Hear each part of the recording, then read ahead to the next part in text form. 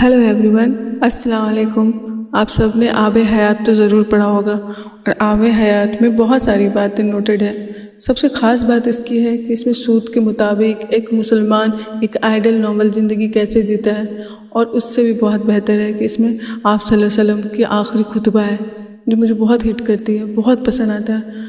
इसमें आपको बताया गया है कि सूद ही है, कैसे ज़िंदगी का चैन छीन लेता है। इसमें बताया गया है कि एक आइडल मुसलमान फैमिली किस तरह से नॉन मुस्लिम लोगों को अट्रैक्ट कर सकती है अपनी तरफ। इस ऐसे मुसलमान बनो जिससे दूसरों को देख के ये हो कि अरे मुसलमान ऐसे होते हैं, इतने खूबसूरत, इतने साथ, इतने काम।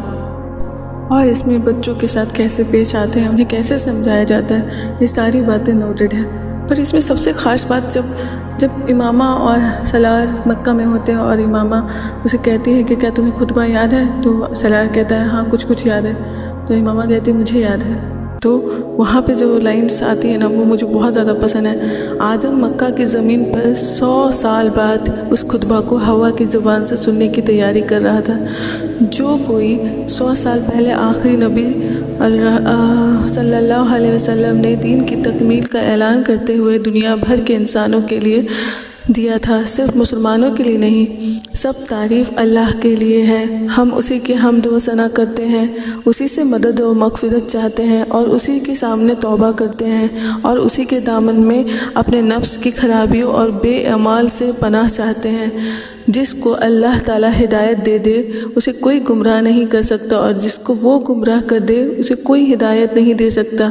और गवाही देता हूँ कि अल्लाह के सिवा कोई माबूद नहीं और वो अकेला है और उसका कोई शरीक नहीं। और मैं ऐलान करता हूँ कि मोहम्मद सल्लल्लाहु अलैहि वसल्लम बंदा और उसके रसूल हैं। ऐ लोगो, मैं तुम्हें अल्लाह से डरने की वसीयत करता हूँ और तुम्हें उसकी अताअत का हुक्म देता हूँ और अपने खुतबे का आगाज़ नेक बात से करता हूँ। लोगों सुनो, मैं तुम्हें वजाहत से बताता हूँ, क्योंकि शायद इसके बाद कभी तुमसे इस जगह ना मिल सकूं। अच्छी तरह सुन लो, तुम में जो हाजिर है वो ये बात गैर हाजिर लोगों तक पहुंचा देना। मुमकिन है अगले लोग यहाँ मौजूद लोगों की निस्बत इन बातों को ज़्यादा अच्छी तरह से याद रखें और उनकी हिफाजत फरमाएं। ऐ लोगों, अल्लाह ताला के सिवा अल्लाह ताला ने सूद को हराम करार दिया और मैं आज से तमाम सूद को लाजिम करार देता हूँ और सबसे पहले वो सूद माफ़ करता हूँ जो लोग मेरे चचा अब्बास बिन अब्दुल मुतालिब को अदा करना है। अलबत्ता तुम अपनी असल रकम लेने का हक़ रखते हो जिसमें न और दो का नुकसान नफ़ा और दो का नुकसान है न तुम्हारे। ऐ लोग, मैंने तुम्हारे पास ऐसी चीज़ छोड़ी है कि तुम उसे मजबूती से थामे रखोगे तो मेरे बाद हरगिज़ गुमराह नहीं होंगे, यानी अल्लाह की किताब और उसके नबी सल्लल्लाहु अलैहि वसल्लम की सुन्नत। और तुम लोग गुलों से बचो, क्योंकि तुमसे पहले लोग इसकी बाइस हलाक हुए। देखो, मैंने हक़ पहुंचा दिया, बस अगर किसी के पास अमानत रखवाई गई है तो उसके बाद पर पाबंद है कि अमानत रखवाने वाले को अमानत पहुंचा दे। और बेशक तुम सब को अल्लाह की तरफ लौटना है और हिसाब देना है। ऐ लोगों, औरतों के मामले में अल्लाह से डरो। तुमने अल्लाह को अपना पाप बना के अपना गवाह बनाकर उनको हलाल किया है और उन्हें अपनी अमान में लिया है, तभी तुम्हीं को अपनी औरतों पर हकूक़ हासिल है, बिल्कुल वैसे ही जैसे तुम्हारी औरतों को तुम पर हकूक़ हासिल है।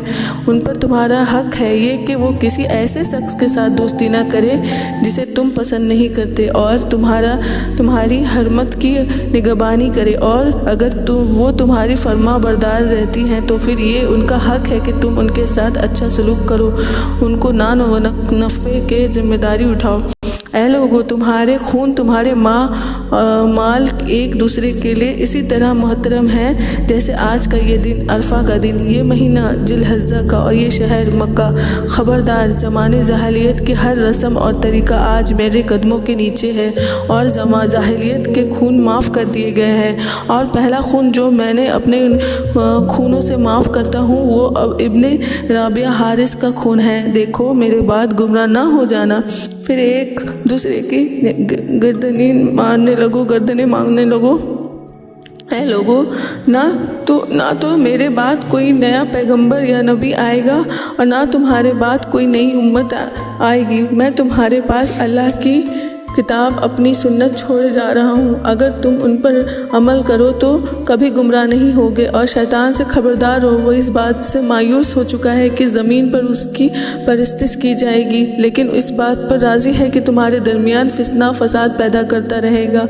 اس لیے تم سے اپنے دین اور ایمان کی حفاظت کرو، جان جاؤ کہ ہر مسلمان دوسرے مسلمان کا بھائی ہے اور تمام مسلمان ایک امت ہے۔ کسی کے لیے یہ جائز نہیں کہ وہ اپنے بھائی سے کچھ لے سوائے اس کے کہ جسے اس کا بھائی اپنی رضامندی اور خوشی سے دے دے، اور اپنے نفس پر دوسرے پر زیادتی نہ کرو۔ تم آدم اور حوا کے اولاد ہو، اور آدم مٹی سے بنے تھے، اور کسی عربی کو عزمی پر اور کسی کو عزمی کو عربی پر، کسی گورے کو کالے پر اور کالے کو گورے پر کوئی برتری حاصل نہیں۔ برتری اگر ہے تو صرف تقویٰ کو، اور اپنے غلام کا خیال رکھو، اور جو تم کھاؤ اس میں سے ان کو کھلاؤ، اور جو تم پہنو اسی میں سے ان سے پہناؤ، اور اگر وہ ایسی خطا کرے جو تم معاف نہ کر سکو تو چاہو تو انہیں فروخت کر دو، لیکن کوئی سزا نہ دو۔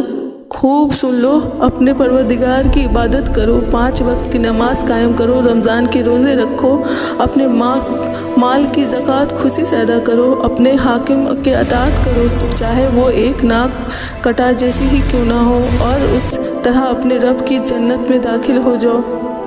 یہ بات بہت ہٹ کرتی ہے مجھے کہ لوگ خطبہ بھی بھول گئے ہیں۔ اگر لوگ کم سے کم اپنے نبی کے آخری خطبے کو بھی نوٹ کر لیں تو بھٹکیں گے نہیں، کیونکہ دین مکمل ہوا۔ اس کے بعد ایکسٹرا کچھ بھی بولنا، ایڈ کرنا دین سے باہر ہے۔ ہمیں چاہیے کہ ہم پڑھیں، غور و فکر کریں، اللہ کی طرف رجوع کریں، کیونکہ اب وقت تو ادھم قیامت کی نشانیاں دکھنے لگی ہیں، وقت ختم ہونے میں وقت ہے۔ اللہ سب کو ہدایت دے، آمین۔